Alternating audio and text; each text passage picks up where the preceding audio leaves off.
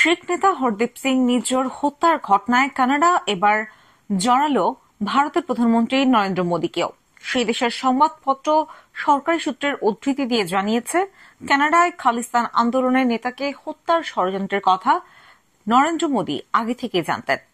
কানাডার সংবাদপত্র the Globe and মেইলে খবর প্রকাশ করলেও তারা জানিয়েছে, ঘটনাটি জানলেও হত্যার ষড়যন্ত্রের সঙ্গে মোদী জড়িত এমন কোন তথ্য প্রমাণ সে দেশের গোয়েন্দাদের কাছে নেই।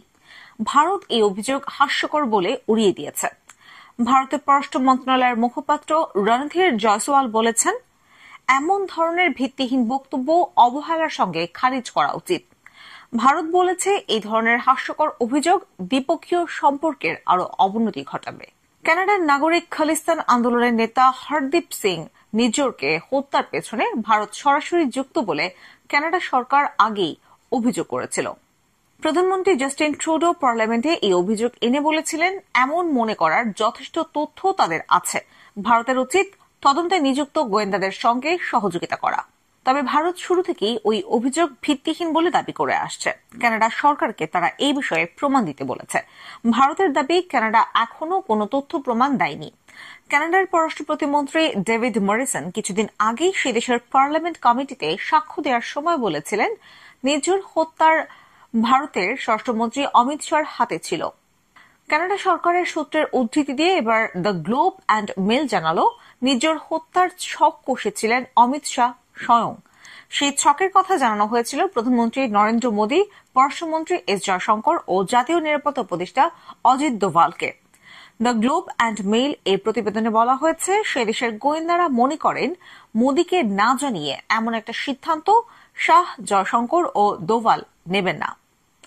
সংবাদপত্রটি অবশ্য জানিয়েছে, মোদী ওই হত্যা ষড়যন্ত্রের সঙ্গে সরাসরি যুক্ত এমন কোন প্রমাণ কানাডার গোয়েন্দাদের কাছে নেই। হত্যার ষড়যন্ত্রের সঙ্গে ভারতের সাবেক হাই কমিশনার জড়িত বলেও কানাডা অভিযোগ করেছিল। তারপরই হাই কমিশনারকে ভারতে ফিরিয়ে আনা হয়। পররাষ্ট্র মন্ত্রণালয়ের মুখপাত্র এই বিষয়ে বলেন, সচরাচর সংবাদ মাধ্যমের খবর নিয়ে সরকার মন্তব্য করে না, কিন্তু কানাডা সরকারের সূত্রের উদ্ধৃতি দিয়ে এই খবর করা হয়েছে। এই ভিত্তিহীন ও হাস্যকর মন্তব্য অবহেলার সঙ্গে খারিজ করা উচিত। তিনি বলেন, ভারতের বদনাম করার এ ধরনের চেষ্টার ফলে দ্বিপক্ষীয় সম্পর্ক আরো খারাপ হবে। কানাডায় বসবাসরত খালিস্তানপন্থী আন্দোলনের সঙ্গে জড়িত শিখ সম্প্রদায়ের মানুষের আচরণ নিয়ে ভারত অনেকদিন ধরেই চিন্তিত। তাদের ভারত বিরোধিতার মোকাবেলা শক্ত হাতে করার ঘোষণা দিয়ে আসছে ভারত, কিন্তু ট্রুডো সরকার তাতে কর্ণপাত করে না। ভারতের অভিযোগ, ভোটে কানাডার নাগরিক শিখ সম্প্রদায়ের মানুষের সমর্থন পেতে ট্রুডো মরিয়া। অমিত শাহকে নিয়ে কানাডার বক্তব্য উদ্বেগজনক বলে এর আগে মন্তব্য করেছিল যুক্তরাষ্ট্র। সে দেশের নাগরিক খালিস্তানপন্থী শিখ নেতা গরপত বন্ত সিং পান্নুকে হত্যার চেষ্টাও ভারত সরকার করেছিল বলে যুক্তরাষ্ট্র অভিযোগ করেছে। কানাডার অভিযোগ উড়িয়ে দিলেও ভারত সরকার কিন্তু যুক্তরাষ্ট্রের অভিযোগ হাস্যকর বা ভিত্তিহীন বলেনি, বরং তার তদন্তে উচ্চ ক্ষমতা সম্পন্ন একটি কমিটি গঠন করেছে। পান্নুন হত্যা চেষ্টা মামলায় যুক্তরাষ্ট্র সরকারের সঙ্গে তদন্তে ভারত সহযোগিতা করছে। যুক্তরাষ্ট্রের দাবি, পান্নুন হত্যা চেষ্টার ষড়যন্ত্রের সঙ্গে জড়িত আছে সেই সময়কার সরকারি গোয়েন্দা সদস্য বিকাশ যাদব। ভারত বলেছে, বিকাশ এখন সরকারি কর্মী নন। পান্নুন হত্যা চক্রান্তে নিখিল গুপ্ত নামের এক ভারতীয়কে চেক প্রজাতন্ত্রে গ্রেপ্তার করা হয়। পরে তাকে যুক্তরাষ্ট্রে নিয়ে যাওয়া হয়েছে।